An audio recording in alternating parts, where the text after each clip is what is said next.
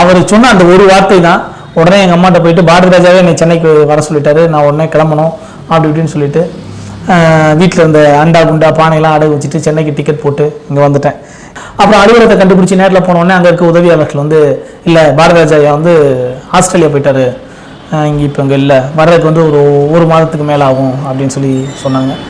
அப்புறம் ஐயோ வந்துட்டோமே, திருப்பி ஊருக்கும் போக முடியாது, அசிங்கமாயிடும், வேறு யாரெல்லாம் பார்க்கலாம் அப்படின்னு சொல்லி ஒவ்வொரு அலுவலகமாக நான் மோத ஆரம்பித்தேன்.